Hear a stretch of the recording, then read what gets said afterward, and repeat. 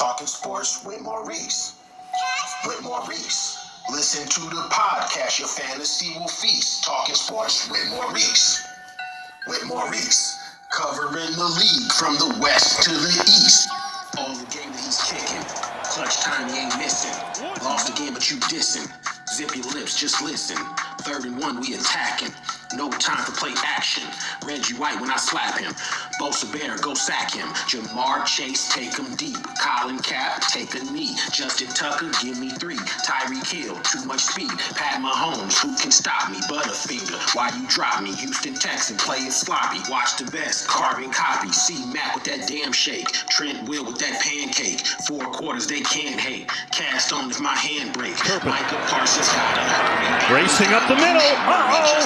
Devontae Turpin needs one more block. He's got it, and he goes for the touchdown.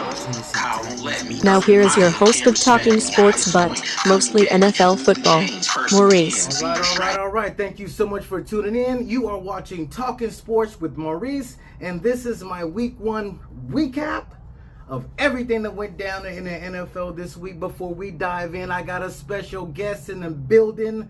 Miami Dolphins own fresh to death, Jabbar in the building. What's up, my brothers? What's up, y'all? How y'all doing today? Woo!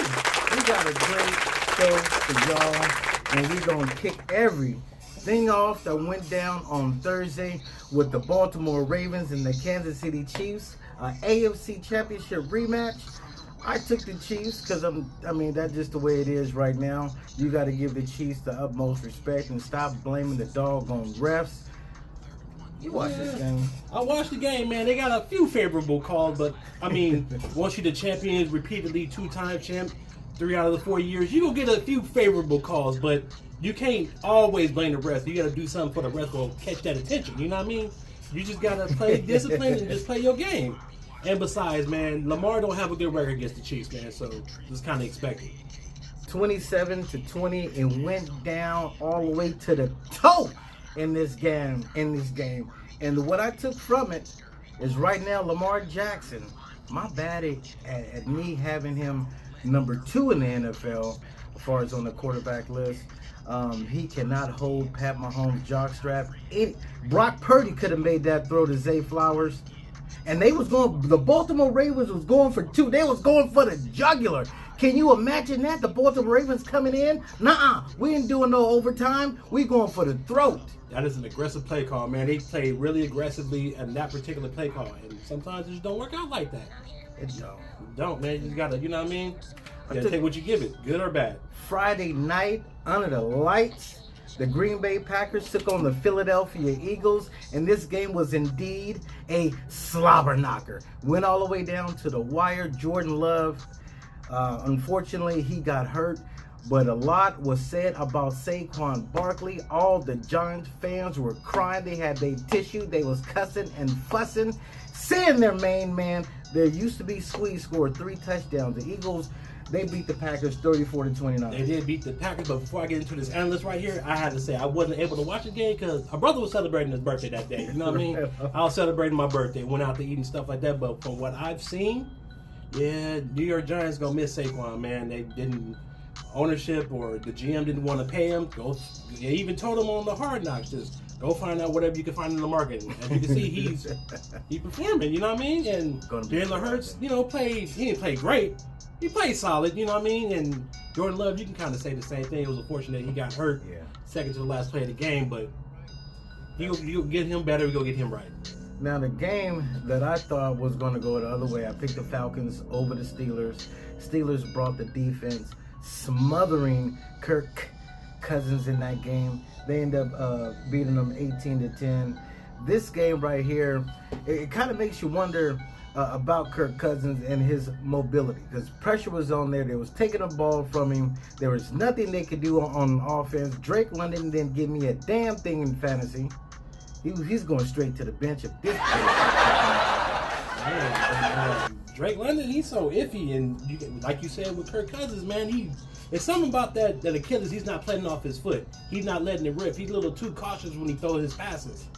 Other than the touchdown for Kyle Pitts that finally wanted to show up in the game for like the last 2 years, but The defense is on his face, like an angry coach. Defense is just on his face.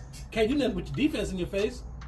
When I was breaking down the AFC North, I was talking about, okay, Russell Wilson, that's his team. He gets a starting. I just felt like Russell Wilson should be the starter.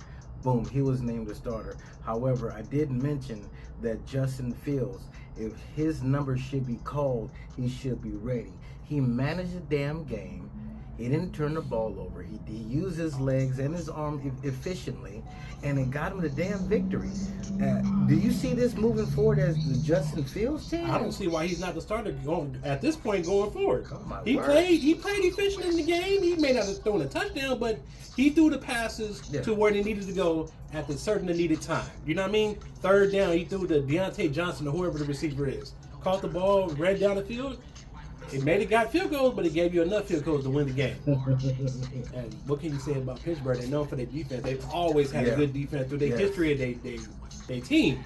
And you had T.J. Watt all in Kirk Cousins' face. All in his face. Whoever the tackle was, whether it be Jake Matthews or whoever the guy on the right side, you need to go look at that tape. Pittsburgh may be for real. They may be defense, running game. You got a quarterback that can manage the game and not turn the ball over. Watch out. All right. Watch out for the Steelers, man. You know, they prove year in and year out why they still somehow make the playoffs. This next game, I said this team was interesting, and you better watch out because they'll punch you in the mouth. And the Arizona Cardinals, they went to Buffalo, and they wasn't no punks. They wasn't, man. Even though it's a little warmer right now in Buffalo, they did their thing enough to make the game close. But, of course, you got Josh Allen on the other side. There's not too many things you can do with Josh Allen on the other side. You can frustrate him. You know, he's big as a 2000s linebacker, running the ball and throwing the ball. So it's going to be a lot to take that man down. But Arizona played it cool enough. They didn't throw the ball to Marvin Harrison more, man. Marvin Harrison Jr., give him the ball some more. Some form of fashion. You know what I mean? Whether if it's a wide receiver screen, some on the reverse, some on the other end, you got to get the pigskin in your playmaker hands. And as far as with the Cardinals, they did a good job on special teams. They had a run back. Kyler Murray, I'm like, this dude is playing. He was balling. He was balling. All right? But hey, the defense of the Bills, they stepped up Josh Allen. He had a couple of touchdowns running like he always might. He hurt his hand. He should be all right for Thursday. I know you may not want that. Man, nah, man. I don't care if he is from the Valley or not, man. I need him, you know, to not be on his game. Especially with, you know what I mean, we're going to talk more about that in a minute. Especially with this coming up. But we're going to talk more about that in a minute, though. There's a reason why I call this team disappointing. The disappointing Titans had a 17-0 lead. Caleb Williams looked like he was playing one of those bad games as he did in USC. Even though their defense was atrocious, Caleb Williams, he done made a lot of bonehead plays. And he was making them again on Sunday. But however, the special teams came through and the defense came through, saving Caleb Williams' monkey ass. And the Titans, again, just disappointing. How do you feel these two teams is going to go? I mean, can the Titans bounce back? My opinion on the Titans, to be honest with you, I don't think this is going to be a good team. Yes, they drafted Will Levis. He didn't play particularly well this game, and one boneheaded interception. Why would you get rid of the ball when you're almost your knees about to hit the floor? Sometimes you just got to take the sack. You know, shuffle pass it to the other team. And he ran it back for a touchdown. No, brother, no. And as far as Caleb Williams, you give him a little bit of a leeway because he is a rookie, regardless of how highly talented he was coming out, or regardless of how you feel about him at a personal level. You just gotta, you know what I mean? You gotta bite your tongue a little bit. You gotta hold some of your stuff in. You gotta give him kind of a mulligan for this game. It's his first NFL regular season game. Ain't nobody perfect the first game. Did he have the jitters? The jitterbugs? Because he had some wide open receivers. Keenan Allen, he dropped that one touchdown pass, but they had a case of the dropsies, and he was not putting the ball where it should be. That's not a concern, or you just give him a pass? I got to give him a pass his first game. He's going to probably have some jitters. It's his first regular season NFL game, and, you know, everything is not going to go perfect. You got to get used to the speed of the game. You got to get used to the edge rushers coming quicker than you would on a normal pace. You got to get used to a lot of things. You know what? I'll give him a pass. You sold me on it. Damn it, you sold me on it. Got you. Now this next quarterback, he is not getting any passes. The Patriots, yeah, they got a tough defense. They had one last year, but there's no reason to lose a home opener versus the New England Patriots if you're the Cincinnati Bengals. Some folks say a Super Bowl team. Not with this bullshit. 10 points? 10 points. Yeah. Unacceptable. At home? Unacceptable. That's all you could muster? Is Hey, 10 points? Patriots is a bottom 3 NFL roster. If we keep it in the bean, keep it at 100, keep it a stack, keep it in the brick. That team, roster-wise, is not good. And Joe Burrow, although some drop passes and some fumbles, because, what's my man that used to play for Miami and he played for New England last year? Gesicki, he did fumble the ball at the end zone. Good. How do you know? But Joe Burrow, you are a top 5 quarterback. Some people say top 3. Yep. Some people say behind Mahomes. Yep. You cannot play that bad, regardless of how good that defense is in New England. 164 yards is what he mustered through the air. He's one of my fantasy football quarterbacks too. That's unacceptable, man. Come on, bro. Come on now, man. You gonna let Jacoby Brissett outplay you? You don't knock it off? No. Inexcusable. Inexcusable. This next game was my game of Sunday. I was looking forward to this game. I seen it when the schedule came out. Week 1. Ooh, we don't have to wait long, and that's C.J. Stroud and Anthony Richardson. This game did not disappoint. What's your takeaways? Because this is one of these teams you could be seeing in the playoffs. First and foremost, before I get this, my explanation of this game, that boy Anthony Richardson got an arm. That man has got an arm. He has a rocket launcher, grenade launcher. He has something in that arm. How do you slip, still have enough time to get balanced with a pass rush coming to you, and launch that mug 60 yards effortlessly? I will never understand that. Do I root for him a little bit? Yes, because he is a Florida Gator, and I am a Florida Gator fan. But C.J. Stroud did enough of the game, or he did more than enough. He was typical C.J. Stroud self. As he was last year, it's his rookie season. Now this is his second year, and he's still being more efficient. Now that he added Stephon Diggs, you still got Tank Dell. You got Joe Mixon, who actually had a good game this game. I expect better going forward with C.J. Stroud. Although he did play pretty efficient and pretty good this game, and squeaked out a victory against a pretty solid Colts team that a lot of people have winning the division. As crazy as that sounds. I'm going to be honest. I'm going to be frank and honest. I do have the Houston Texans winning this division. The Colts, I do see them, health-wise, I do see them as a playoff team. Now, as far as with how far they will go, the Texans went to they out of nowhere, right? Out of nowhere. They made it to the playoffs.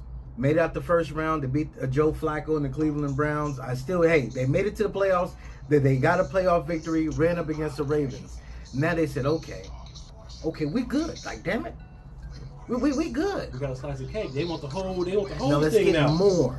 Let's go get Stephon Diggs. Hey, you can come play with us. It's all good. Joe Mixon, you can tote the rock 30 times. It's all good. The Houston Texans is very, very scary in the AFC. Now, before you go to the next game, I do got to say they did beat that Cleveland Browns team in the playoffs, who was the number 1 defense in football. And they came against a Baltimore Ravens team that was the number 1 seed. Played it close, but some things don't go your way, and nothing but a learning experience from my man C.J. Stroud. I like that. All that while you have my man C.J. Stroud on the rookie contract and all the free agent signings they added to that team. I guess this is Houston's way for making up the Miami Dolphins trade they did a few years back, where they got Laramie Tunsil, who actually is the top 3 left tackle, and they traded him for 2 first-round pick and a second-round pick. They kind of did that the same way with the Cleveland Browns for the Deshaun Watson trade. Not the heights of the century. I don't know what is. I have a whole lot to say about Deshaun Watson once we get to them. But this next game, before it even began, it had fireworks. Now, Tyreek Hill, as we all know, was detained for speeding, right? We all seen the body cam footage. By this point, If you haven't, I do got it planned because I love editing. And here we go. Boom. There go the video. Pulls him over for speeding. All good. I feel like I'm trying to see what's going on in Tyreek Hill's mind. Running a little bit behind. All good. I mean, the car that he's driving is worth $300,000. He's not light on the pedal. So I understand the way he's speeding. Gets pulled over. All right, boom. He said, do what you got to do. He rolled down the window, gave him his light, gave him all the information that he wanted, and then he rolled the window back up. And, you know, he was a little aggressive with how he was saying, like, he was just trying to, like, shoot him away because obviously he has the game to go to, but when it comes to law enforcement and knowing this color skin that he has, you gotta be careful with that. You gotta be cooperative. Although he did come off a little aggressive with his words himself, and the officer did too, as we seen with the video. But sometimes, man, sometimes you gotta play it safe because you got folks to come home to and a family to come home to. You know what I mean? Well, the officer in question, Danny Torres, all right, all good. When he was going to roll the window back down. No matter of fact, he did. He rolled it back down. He said, get out the car. The window was already rolled down. I mean, he's okay. I understand. Okay, he got a firearm. And what excuse do you want to give? What excuse do you want him to give? The window was down. He changed his mind. He said, you know what? I'm going to escalate this further. Get out the car. And when he opened the door, his Tyreek Hill leg was already like getting out. So they grabbed him by the back of his neck, yanked him out of his car, slammed him on the ground, put the knee in the back. For a speeding ticket, the window was down, you got his license, you got his information, turn around and go back to your motorcycle and do your due diligence. No, now you got to get him out the car and treat him like a criminal, a thug. And the more damning thing about that is what he said in the press conference right after. What if he wasn't Tyreek Hill? Yeah. What if he was just Tyreek Hill, just like one of us? Just walking down the street or driving a, you know what I mean, $300,000 car, like you said. That type of car is going to attract a lot of attention, regardless of who you are. Right. Whether you black, white, Hispanic, Asian, but Attention in this case, all over. In this case, he's you know what I mean, one of us. And he said it right. He said it right in the interview, whether it's CNN or even his exit interview for the game. He was just like, what if I'm not Tyreek Hill? What if he's some Joe Schmo down the street? It's a lot of attention, especially the body cam that came out. Is very damning for him because he did come off incorrect, but more for the officer as well. Right. You as an officer with the badge on, he was on 10 to begin with. He was on 1,000. That's the way he started. He rolled on his high horse. He said, oh, okay, and another disturbing part of the video is where he's already curved. He is not resisting. He is not doing anything. He's not using not one cuss word. He was like, I just had surgery on my knee, man. I just had surgery on my knee. That's exactly what he said. I just had surgery on my knee. And not just that, not just Tyreek Hill, you also had Calais Campbell. Yeah. They slapped cuffs on him too. And you had Jonnu Smith. I'm not too sure if he got cuffed up or whatnot, but I know he was in that situation as well. That's your teammate. If I see you, yeah, and all this attention is going on, I'm concerned. Right. You know, we bros, we teammates. I'm gonna rock with you on and off the field. So they pull over. Hey, what's going on? Nah, none of your business. Now, at this point in time, the police officer, the motorcycle cop, never really asked any questions. Hey, who are you? What is your relation? It was nothing like that. To get treated like that for a speeding ticket when the window was already down, I don't give two squirts of monkey piss what his attitude was. You go on YouTube and type it in. Oh, they cuss at cops. They do so much worse, and they do not get yanked. The golfer. Scotty Scheffler, yeah. The golfer. And he was teeing up within a few minutes. But here's the thing, though. Tyreek Hill got treated like that because he was black. Yeah. Is that a fair assessment? Is that very fair assessment? And you got to understand that this Danny Torres, he wasn't Caucasian.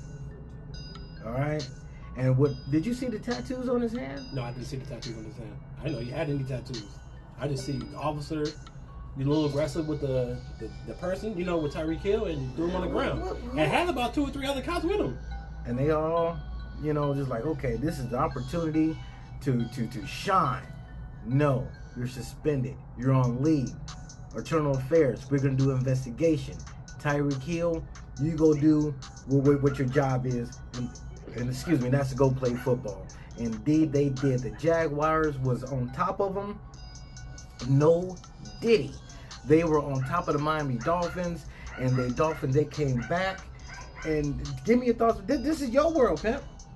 Dolphins, Jags. First half was not a good showing of our team, man. Jalen Ramsey was getting burnt by whoever he was guarding. Most likely it was Brian Thomas Jr., the rookie from, I want to say, LSU, that Jaguars pick in the first round. He was torching him. I think Kendall Fuller, our other corner, he was getting torched by whoever other receivers Jacksonville got. Christian Kirk, did he catch anything? I'm not 100% sure, but it was just not a good showing because I have Travis Etienne, who's one of my favorite running backs on Jacksonville in my fantasy team, and he started the ball. I'm like, oh, come on, bro. Like, first half wasn't a good showing. Second half, I think, they got the controller started to be more focused into the game because that was pretty much it for Jacksonville outside of maybe a field goal. That was pretty much because Jalen Ramsey, that fourth down stop when he ran from one side of the field and came back to the other. Javon Holland, which is our free safety, he peanut punched ETN for that fumble. That kind of turned around our game. Yeah, because if we went in the end zone, it would have been, 24/7 at that point? It'd have been nasty. I ain't gonna lie to you. It'd have been nasty. And the fact that Tua started to get more efficient, the running game pretty much was non-existent most of the game. But in spurts, towards the second half, more towards the later part of the second half, it started to show up a teeny tiny bit. It showed up enough where we got Jason Sanders, who missed a field goal in the fourth quarter, kicked 2 more field goals, and won us the game. Hell yeah. Pick the Dolphins, not only for this game, but for the division. I picked them to win the division too. I said last year, it's going to get close, but it's going to be a not yet moment for Miami. Buffalo, with this offseason, lost a few pieces on defense. They lost their main wide receiver. I mean, they still got Josh Allen on the other side, but I think this year we'll finally do it. Even though I think our weakness... Finally do what? Finally won the division. Okay. Now, once you get there, because you've been to the playoffs before. Skylar Thompson was the quarterback name? Oh, good Lord, I don't remind me of that. It was close. It was close. That's what I'm saying. That's exactly what I'm saying. We actually had the lead in the fourth quarter. Oh, my God. And then last season, you went into the playoffs hot, but you went where it was cold, frigid. Brr. Now you come this season, you can have home field advantage. You can fight. You can tussle, but you got to get that number 1 seed. Because Kansas City, I don't see them falling off. But the way they take care of them, get them out of there. Get them out of Arrowhead. Yeah, they beat Buffalo and Buffalo, but still, get them out of there. They go to South Beach. We'll see, man, because last year, all of our injuries started to mount up toward the end of the season. We lost Bradley Chubb, who started on the season on the PUP list, so we're not going to see him till probably about week 5, maybe week 6, tore his ACL. Jalen Phillips, miraculously, who tore his Achilles on the Black Friday game last year. Damn. He got a sack this game. Him and, they got 2 sacks from around. I ain't going to say Calais Campbell, he did get a sack, but him and I want to say Emmanuel Ogbah got sacked Trevor Lawrence two plays in a row. And he looking good. You know what I mean? Yeah. You feel comfortable with this defense? Outside of the run defense, we lost Christian Wilkins, man, and we got some. I ain't gonna say nobody because Zach Sealer is a pretty solid defensive lineman. He got 9.5, 10 sacks last season, but he's the only one. Calais Campbell, he up there in age. Me and him the same age. You know what I mean? Quiet as kept. I guess not so quiet. I had the Dolphins and Niners in the Super Bowl last season. Can you imagine that? Yes. Can you imagine that, man? You know what? I'm going to go ahead and declare it right now. Sorry, Baltimore. Bold statement, man. I'm a Dolphins fan and I love my team to death, but that is a very, very bold statement. But can you imagine that? I got an older brother who's a Niner fan too, and my mom's a Niner fan. Go, Mom! Let's go! Get out of here with that. Let's go! That's what I'm talking about. My other older brother here, a Raider fan, we just laugh at him, so yeah. The worst team in the NFL by far is the Carolina Panthers. You know what's sad about this game, before you even get to my analysis? I picked the Panthers to win this game. What? Didn't. I did. I thought Bryce Young was going to show me something. He got a receiver. The left tackle they drafted, I can't pronounce his name, got a bunch of E's in his name or something like that. I thought he was going to, show me something. Oh, he did all right. He showed me that he shouldn't have been the number 1 overall pick last season draft. That's what he showed me. Go ahead, bro. C.J. Stroud is counting his blessings every day. And Bryce Young, he just not it. If you're not it, you're just not it. He doesn't have it. He's not that. He's not him. He's not them. He's not, I'm sorry to say. He's not an NFL quarterback. I'm noticed the first game of the second season, and I'm trying to give him a little bit of grace. But eventually, you got to show me something. You got to show me something. No, he doesn't have the eye of the tiger. He got the eye of a panther. He ain't got the shine of a panther. He ain't got the stature of a man. I ain't gonna go that far, but you know what I mean. But you made Derek Carr look good, and Derek Carr did not look good at all last season. Derek Carr was out there talking shit too. Right, with them Jordan 10s he be wearing. Them was some nice Jordan 10s. I ain't gonna lie to you. As far as with the Saints, they've always had a solid defense. Derek Carr, he's had his shortcomings, if you will, transitioning from Vegas to New Orleans. They blame everything on Derek Carr in Vegas. Devontae Adams, he went to Vegas, so that's his BFF, and for all that to happen, he coming to Orleans, didn't have a good season. It's like he's faced like, you know what, this is my new home, right? He's comfortable. I think the Saints is going to be one of those teams this season that could be floating around 500 and threatening for that 7 seed. I can kind of see that. They do have a good defense. You got Marshawn Lattimore, who's a pretty solid corner. You have, what's my man name? Cam, not Cam Jordan, but is it Cam Jordan? No. That's Pittsburgh. The pass rusher. Oh, yeah. I forgot his name. I'm drawing a blank. Cam Jordan. Yeah, Cam Jordan. I was correct. You got him, doing his thing. You got Tyler Bursill, who you drafted maybe a year or two ago. You got to see what he's, willing to do. They did give a lot of draft picks to the Eagles. That's how the Eagles end up with Jalen Carter. He's a dog. Right. A dog. Jalen Carter, somebody I wanted bad, and you kind of seen that coming. He was gonna be good, but with this game, you made Derek Carr look really, really good. How you let Derek Carr talk mess to your best corner? Mm-hmm. You let him talk mess to J.C. Horn, and if J.C. Horn is healthy, he's a very good corner. He said, "I got 3 on you." You got 3. What can you say after somebody do that to you? You just got to sit back and think about what you did. Like, you got a whooping. You got to let that soak in. Like, damn, when am I talking? Like, yeah, damn, look at the score. The only thing worse than that was Johnny Manziel pointing to the scoreboard back in the day when he was in college. That's bad. Whatever happened there? I seen him on the college show last week. Johnny Manziel. He came and damn, you just gonna say just drugs? Drugs, living that life of being a Heisman. He part of the reason why these kids in college getting money. He's signing autographs, throwing the first pitch for the Padres. I mean, this is all old and speculated. Hanging out with Drake, that lifestyle can come back to you. I got a fantasy damn, I shouldn't say this, but I'm gonna say it anyway. Since the Panthers are gonna be the worst team in the NFL, whoever they're facing, if they're available, I'm going to pick up their defense and probably the quarterback. Oh man, it would be a safe bet. Points. It's all about points. I don't give a damn who they. It's all about points. You know what's bad with the Panthers? They sent them and the Giants to Germany this year. This is what the United States got. Like they gonna. This is Germany's punishment for Adolf Hitler, I guess. You know what I mean? That game is going to be in week 10. Still punishment. And it's like that's gonna be one of the 2 worst teams. How do you pick that game? Giant defense is pretty solid. Speaking of the Panthers, they lost their main defensive tackle, Derek Brown. He's out for the season now. Giants got a pretty good defense. At least the front seven's solid. You got Sexy Dexy and do all this stuff. It did not show in the Meadowlands. The Giants, they opened up their home opener. Celebrating 100 years. They had their goofy jerseys on. Looked like Montreal Canadiens jersey from the NHL. They was about to go play hockey instead of football.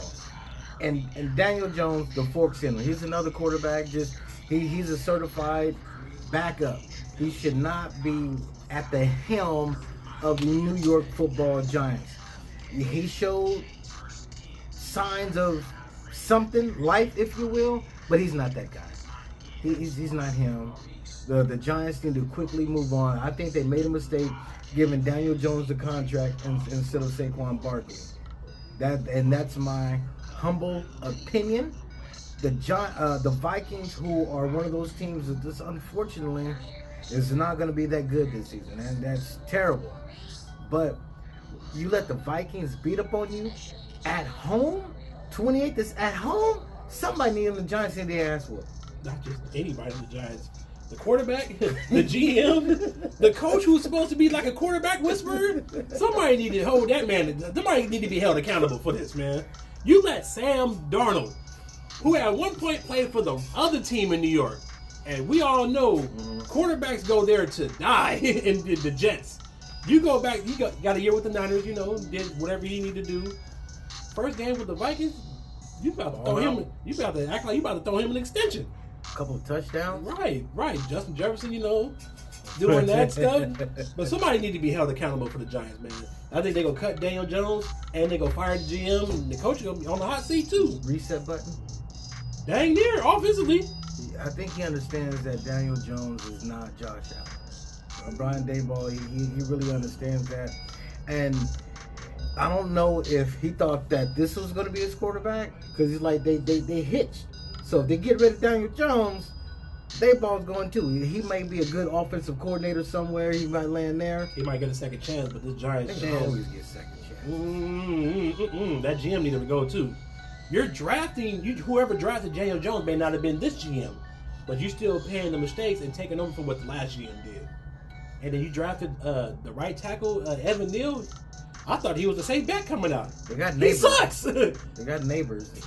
I mean, it's about the only thing good on offense. Andrew Thomas is one of the best left tackles in football, too. But that's it. Giants is going to have a long season. And a longer off season. I thought this game was, I was watching, I was watching the Buccaneers and the Washington Commanders, right? And I really wasn't paying attention to the Chargers and Raiders. And I should have been. Because when I heard of a brawl, I said, so what the hell? Oh, that's good stuff over there. Good stuff. It's the Raiders. Raiders and brawls go together. But did they win the brawl? Of course not. I ain't going to say of course not because they known for throwing hands. But I guess the Chargers had something to say like the South did in the Source Awards back in the day. Hell yeah. Raiders were taking L's on the field and outside the field, outside the stadium, in the seats. Hey man, Charger fans know to fight back. It's a video when they were playing the Titans. They were throwing hands there too. J.K. Dobbins, he handled his business, rushing for over 130 yards. Chargers were able to take command after being down late to win this game 22-10. Jim Harbaugh, he's at it again. I heard him in the locker room talking about who's got it better than us. Nobody. Man, that's the trouble. Oh my gosh, I enjoyed the hell out of that. When back in the day, it seems like, damn, I said back in the day, when Harbaugh coached the Niners. Right. Damn, that was like, what, 10 years ago. Yeah. My God, my daughter in there, who's got it better than that? She in the backseat. Nobody. Don't be surprised the dude that rapped the Niners song when he did that and the Michigan song. He can rap the Charger song with that too. Why not? Get your bread. Why not? It makes total sense. Now, as far as with the Chargers, I feel like they're going to be maybe a little short this year. Or they could make the playoffs. You see them as a playoff team? They're a French playoff team, man. I like Justin Herbert, but I think he's more show than substance. I'm not saying he's overrated, but he has the look of a quarterback. He has the body of a quarterback. He has the stature of a quarterback. But sometimes his playmaking decision I question sometimes. Damn. But he has a coach that's going to kind of manage him to get him right, and he's going to run the ball. That's what he knows for doing. Running the ball. You drafted Joe Alt, who pretty much shut down Max Crosby, who I have personally. No pressures, no hurries, no quarterback hits from that side. I have Max Crosby this year as Defensive Player of the Year. You could have gave it to him last year. But I kind of understood why they gave it to Myles Garrett. I get it. He was the best defensive player on the best defensive team last year. But you had your first round pick, Joe Alt, who a lot of people told you should have gotten Malik Neighbors. You didn't need a receiver. Right. But I get it. He shut down Max Crosby. Christian Wilkins, who they got from the Dolphins and gave him that nice big fat deal, non-existent in this game. He's getting it right. He's getting that offensive line right. I like Antonio Pierce. I like him as a Raiders head coach. He got their full franchise buy-in. He got their fans buy-in. I really want to see the Raiders do decent this season. Gardner Minshew, I believe, is the right quarterback right now for the Raiders. What do you see the Raiders doing this season? I'm gonna be honest with you, they're bottom 5 team. They're the bottom 5 team. I love Antonio Pierce. I like the Raiders. The color scheme. I like the team, the whole Raider lore as a whole. But the problem is, the team's a bottom 5 team.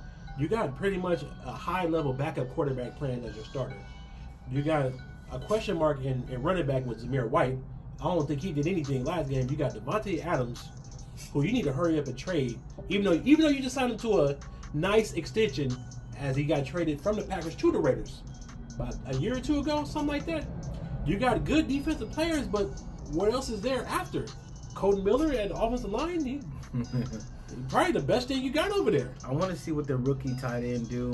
I really believe that if the Atlanta Falcons wouldn't have drafted Michael Penix Jr., the Raiders would have drafted him, and that really would have sparked a lot as far as with Raider Nation. None of that happened. They end up with Gardner Minshew. He got the hair. He got the handlebars. I feel like him throwing for over 250 yards, he still is their best chance to do something. Bottom 5, he's a glorified backup quarterback at the starting position. I do agree with you. He's been many places. Jacksonville, Colts, now the Raiders. Damn, I agree with you again. But much as I wish the Raiders would have, do something. Like, what's that little meme with this little stick? Do something. That's the Raiders. Do something. I don't even understand why they even drafted the tight end in the first round. When you drafted the tight end in the second round, Michael Mayer, I forgot what the tight end they drafted from Georgia this year. I don't know his name offhand, but panic. What's that? They panicked. Yeah, I don't know. I don't get it. You drafted the person I did want in the second round, Jackson Power Johnson. I wanted him in the Dolphins so bad because he's a center, and even though Miami paid for a center, that's what I wanted. But I don't get it. Why would you draft a tight end? You got so many other needs. But that's not my organization. That's not my team. I'm not here to question it. They lost on the field. They lost outside of the field. It's gonna be a long season. The next rookie quarterback that may be a phenomenon in the NFL, I want to see how he do in pretty much in a hostile environment. And this is Oregon's finest, Bo Nix. He went in Seattle. He tried to ball out. He did much as he could. He had some rookie mistakes. The Seattle Seahawks, they find refuge with Kenneth Walker III, running the damn ball, over 100 yards and a touchdown. Geno Smith, who I really like, great story. Damn, if he can be comeback player at the end, why not? He had a sensational run for a touchdown. Seahawks up 26-20. Bo Nix, how do you view his NFL debut in Seattle with the 12s? He did okay. Maybe, he did okay. He did some boneheaded things, but of course, he's a rookie. You gotta learn as you go, watch film, and see what you did. Probably throw the Microsoft Surface pad on the ground because you're gonna screw up. You know what I mean? He didn't run for a touchdown. He kept the game close. He did keep the game close. But you have Seattle. Seattle was a playoff team last year. They have a pretty solid defense. The offensive line, that offensive line is coming up. You got not only just Kenneth Walker as the starter, you got Zach Charbonnet as the number 2 running back who sparingly get used sometimes. But as far as Bo Nix, he has the right coach that's going to mentor him. Then you're going to rely more on that running game to use with Javonte Williams from North Carolina they got a few years ago. You have decent receivers. It's just how you develop the quarterback with all the money and the draft picks you gave up to get him from the Saints. We got to see how that goes. But I expect, Bo Nix is it's like on wait and see mode with him. I don't want to give a full explanation, kind of like how I did the other rookie quarterback that we talked about at this point. I'm going to wait on a little bit more, especially with Bo Nix being an older rookie quarterback, too. He's a little longer to tooth that for a rookie. Is that what you're saying? Yeah, he's about 24, 25 years old being a rookie. He ain't quite Brandon Whedon, but you know what I mean? He's a little up there in age. We are traveling to the dog pound. Deshaun Watson, he was like, okay, I'm fully healthy, I'm locked and loaded, but he wasn't ready to go. He wasn't ready to go at all. The Dallas defense, they got some dogs on defense with Lawrence, Michael Parsons. Diggs was definitely in the building, and they took care of business on special teams as well. Dakota Prescott, he got paid. CeeDee Lamb got paid, and it showed dividends, routing the Browns 33-17. I picked the Cleveland Browns because I just flat out I picked the Browns too, man. I thought they was going to show me something in the dog pound, man. The only thing they showed me is Deshaun Watson should not play quarterback past week 6. That's the only thing they showed me. He had shoulder surgery, and you play this bad, and you have a good head coach that's a good play caller. The line, as soon as he said height, he was running backwards. They was on his ass. On it. Like a Bugs Bunny cartoon with a football helmet on or something, man. Like, they was on his helmet.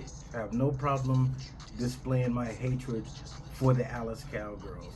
But when you display a defense that dominant performance, offense took care of business. When you lock it on offense, defense, special teams, that's a recipe for disaster if you hate the Dallas Cowboys. I don't think Dak Prescott played a world-rounded game. He just did what? He managed the game. He just managed the game enough. He threw one touchdown. He didn't mess up. You even made Zeke go back to 2018. Like, he ran decent, going to do this again. Like, no turnovers from Dak, and he managed the game. The defense, like I mentioned, they took care of business. The special team, they took care of business. All Dak got to do is take care of the ball, be efficient. That's what they want. They gave him $231 million in the bank. 4-year deal. CeeDee Lamb, he's going to be there. I'm gonna talk football. We're gonna talk some football. Now I'm not saying is this the Cowboys here or anything like that, but what I'm saying is, can they compete? And because the Eagles right now they looking like they're not gonna be stopped in this division. Can the Dallas Cowboys take over this division, beat the Eagles, and really make some noise in the playoffs? I'm going to have to be on wait and see mode with that. But before we go into why I think that, it's crazy how Dak Prescott got his new contract right before the game started. Mm-hmm. Give me the pen. I don't even think the ink dried on that thing yet. Gave him a pen, gave him $240 million, went back and did enough for them to win. Enough. On the other side with Deshaun Watson, that contract's fully guaranteed. Mm-hmm. Fully, like every penny. And if not every penny, it's probably about give or take 2 or 3 mil. Oh my! And you perform like this, it's even bad to Deshaun Watson where he tried to help his offensive lineman up. He refused his hand. That's not a good sign, man. That's not a good sign. But as far as the Cowboys in the division, it's gonna get neck and neck. The Cowboys won the division last year, regardless of what happened in the playoffs. They did win the division. The Eagles did falter towards the end of the season and lost to the Buccaneer team that nobody seen coming for the most part. Baker, Moxie Mayfield. You got the Giants who, play good defense, but as long as Daniel Jones is quarterback, they're going to be a bottom 5 NFL team. Look, and the Commanders, we'll get to them in a minute too. I figure like this: the Browns, great defense. Deshaun Watson, is there something else that maybe he was thinking about? That something else from the past is now coming back, which is another sexual assault case? Like, look, if this is going on, right? Yeah, no matter what time came out, if it was done yesterday, last week, 5 years ago, if you did it, you did it. And everything should come to light. And you should be treated as such. And like it's fresh. If this is old but new news, we're going to treat it as, you know what? We got some new stuff for you. And if this keeps up, if this is what it is, I don't see why the NFL should say, you know what, Deshaun Watson, we don't want you. Yeah, you gotta put another suspension on him. Something we don't want you. Or if they treat him like this, or this stuff starting to mount up, you already served an 11-game suspension on top of a 1.5-year suspension. that you already did. Well, you might as well count that 11 game and another whole year suspension, which pretty much caused your Texans franchise that you was previously with. You get all the trade picks they got now. Great. Now, at the time, it was a lot going on with the Houston Texans. You know, with the owner, find another black coach and doing all this crazy stuff, running like a penitentiary, and there's all this kind of crazy stuff. It was a dark cloud over the Houston franchise. They got D'Amico Ryan. They got C.J. Stroud. They got pieces together. It's amazing. All you have to do is get the right character players. The Browns did not. Deshaun Watson is not a good character player, I reckon. If your lineman don't, it's like, no, nigga, get off me. Man, like, that's your bread and butter. These are the people you need to protect you the most. So that means bad omen right there. So that means if Deshaun Watson was in Tyreek Hill's place, his teammates would have just kept. Hope you make it out, brother. Like, you know, I see you there with a question mark at the end. Like, I see you there with a question. I'll see you there. Like, but yo, we was talking about the Commanders. I mentioned Baker, Moxie, Mayfield. Hell, everybody had Atlanta Falcons. Like, they the darlings of the South now. They gonna go there and rise up, as they like to say. The Tampa Bay Buccaneers, they feel like that maybe they're starting to get overlooked, but they're the only team in the NFC that has made it to the playoffs from 4 consecutive years. Out of 16 teams in the NFC conference, they're the only team that got that kind of playoff streak going. And that will continue this season. They took care of business, and the scrawny Jaden Daniels looking like a young rookie Lamar Jackson. What I mean by that, I'm running. Is this what you like from Jaden Daniels? I mean, he got his legs, but just like you said, he running. He keep running away like the far side. You know what I mean? But again, I think he got I ain't gonna say he got the right coach, because he got a dude from the Cowboys who previously coached the Falcons before that. But I think it's all learning experience with this. He got his feet wet. He's in Tampa Bay. Tampa Bay was a playoff team, and they won a division last year. So you're not playing scrubs. You're playing, Baker Mayfield, who seemed like he has a resurgence in his career. You got Godwin, who I think was coming back from injury. You got Mike Evans on the other side, who not only a dog, but potentially a future Hall of Famer. How many thousand consecutive yards receiving he's had? How many years has he been in the league? About 10, 11? Man, and he got that too, but he had that with Brady, and Godwin got one too. But the Tampa Bay Buccaneers are showing you that we won the division last year, and this is why we won the division last year. I got him winning this year. I got the Falcons still, but it all the contingent on Kirk Cousins and that Achilles. It's all about that Achilles. Atlanta had a top 5 defense last year. Now, I'm not the one that's going to panic in week 1. You would have asked me 2 months ago about this division and everything that's going on with the Falcons and everything like that, and the offensive troubles for the offensive line that the Buccaneers is having. Marvel is in the building. Well, she's not out the building. She's in the building, but shout out to Marvel. She in there barking. She letting her presence feel. Absolutely. So here's the thing. They got trouble on the offensive line, right? They got some missing pieces that didn't come back on defense. However, Mike Evans came back, right? Because they still got Godwin. Rashid White. This is going to be his breakout year. I guarantee. Damn, Tim, you can take that to the bank. This brother's awesome. They're going to win this division again. The Washington Commanders, I don't believe that Dan Quinn, should be a head coach. He had his chance. He didn't do a damn thing in Atlanta, right? They got him to the Super Bowl, all went downhill. He went back as a defensive coordinator for the Dallas Cowboys. Got that defense right too. And shipped out. Now he's the head coach of the Commanders. And where is Eric Bieniemy? I thought. I'm not too sure how, is he not corrected in the interview? Do people have their own biases? Or are they only feeling the Rooney Rule as it's extended? I think it's extended to 2 person of color head coaches now. I don't want to just necessarily say African American, but I'm not too sure what was going on with Bieniemy. I think they dropped Bieniemy once they realized they fired the whole coaching staff. Hence why Dan Quinn is here. Dan Quinn did lead the Falcons when he was the coach to the Super Bowl. But why he got fired, to me, is Matt Ryan. Matt Ryan didn't seem motivated to play football anymore. He was there basically to collect a check, but his heart wasn't in it. You can kind of look and tell when Matt Ryan played the last few years of the league, he felt like his mind was somewhere else. It felt like he wanted to go fishing, he wanted to hang out with his kids, you know what I mean? He just there, okay, let me just throw the ball. Let me just, that's what I was getting from Matt Ryan. I've said that the last couple of years. He seemed like his mind was somewhere else on football. Now, he's a commentator somewhere, I think CBS or something like that now. And I hope he does a good job. So you rolling with the Atlanta Falcons in the South. I got the Tampa Bay Buccaneers. Flat out, I just think that they're all together. Now, like, okay, this is what we're doing now. This is what we're doing now.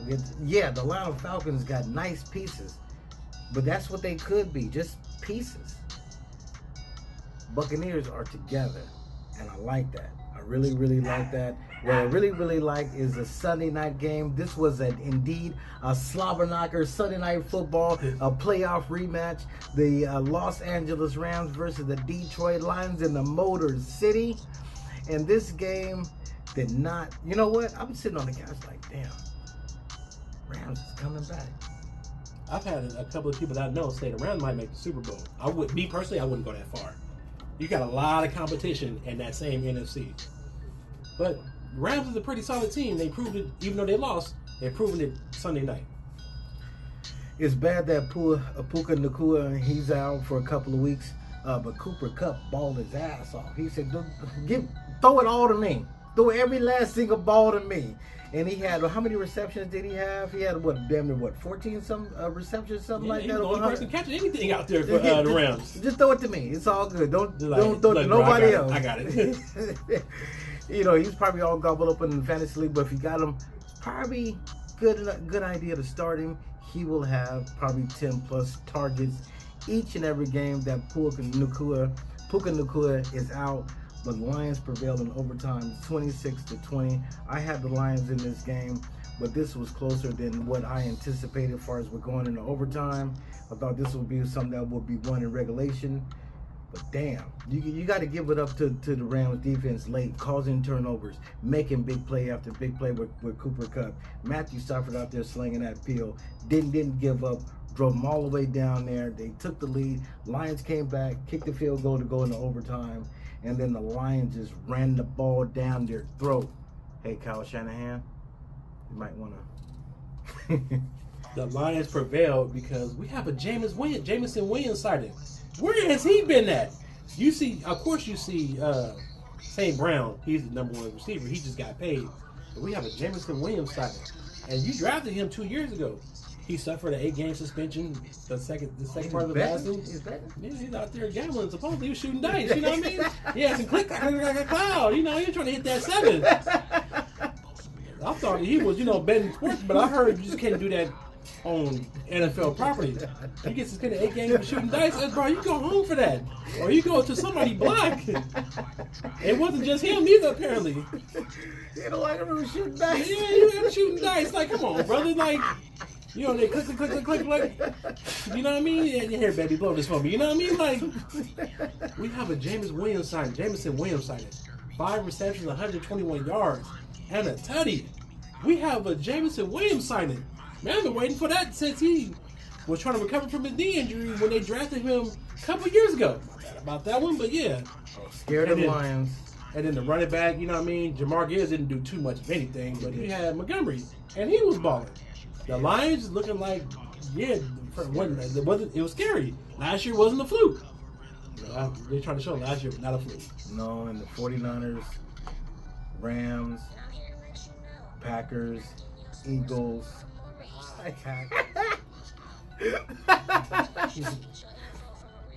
And they all better fear the Detroit Lions.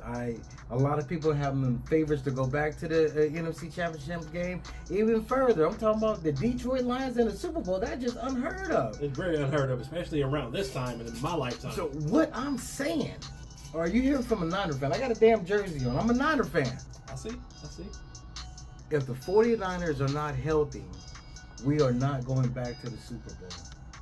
The Detroit Lions is the favorite to win the NFC.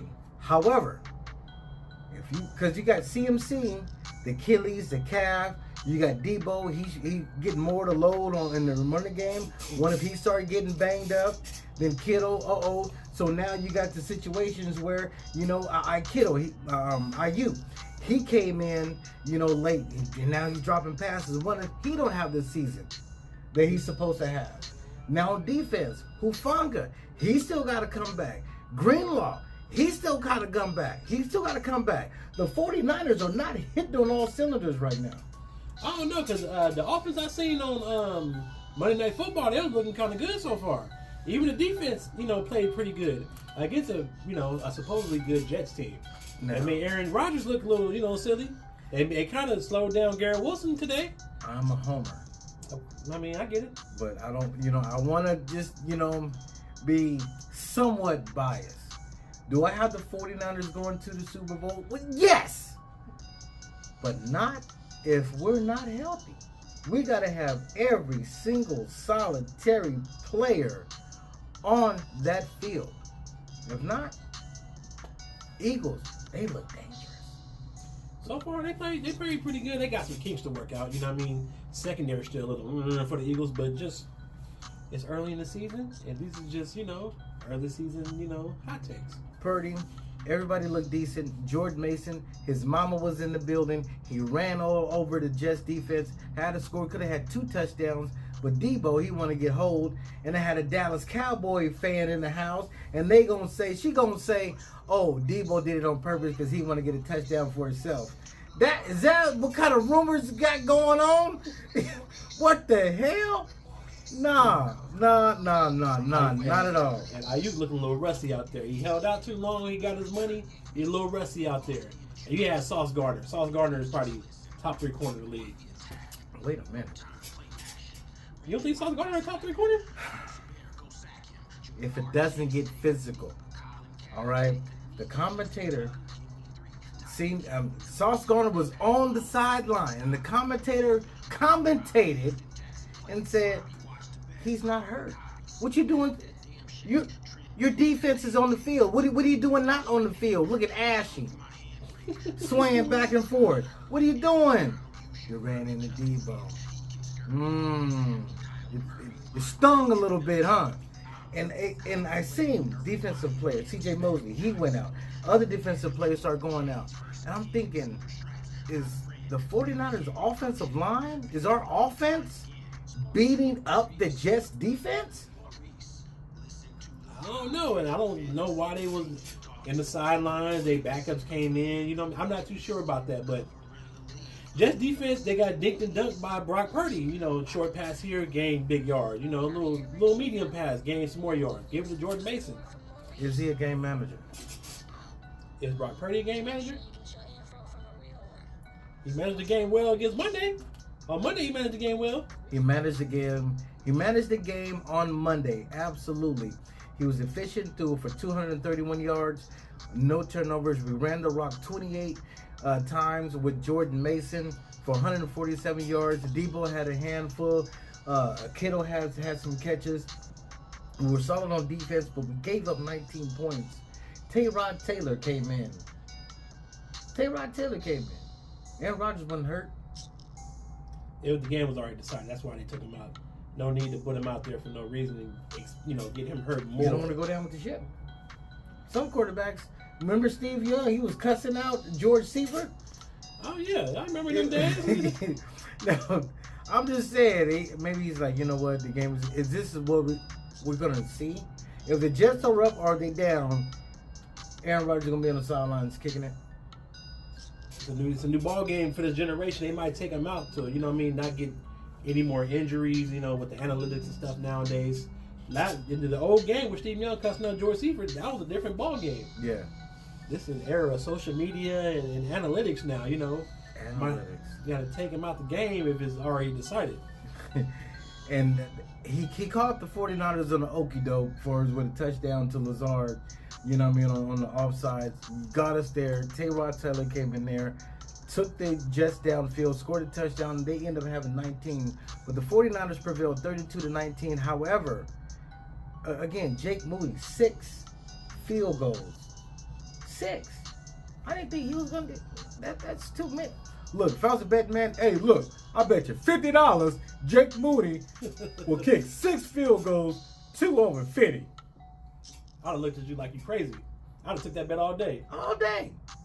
All day. Nigga went out there and hit 6 field goals. Him and dude from the Steelers, 6 field goals. That is amazing. If you had them in your fantasy football league for those games, they gave you 18 points. The Jets are in your division. Yes. Do you feel like the Jets are contenders for your division? I almost said title. I almost gave it to y'all. You know, I'm not disrespecting Buffalo. I'm not disrespecting the Jets. But I'm just saying. I'm just asking the question. You're not gonna mention the Patriots because, well, I mean, No. bottom three roster. As long as Aaron Rodgers plays efficient and that defense, I mean, the defense didn't just play it on Monday night, but that defense, if that defense come around and they play everybody else efficient, like they got the Titans coming up soon. They'd be a contender. You can't take them out. You can't not talk about them. All right, and thank you so much for coming through the Farm Den, blessing me with your presence. You're always more than welcome to pull up on me. Appreciate it for inviting the offer to me, man. We can talk sports and have Shoot a good the life. breeze. Yeah, shoot the breeze, shoot the shit, shoot something. All right, thank you everyone for watching Talking Sports with Maurice. I'm your fresh to death, man. Thank you for inviting me here. And that's what it is.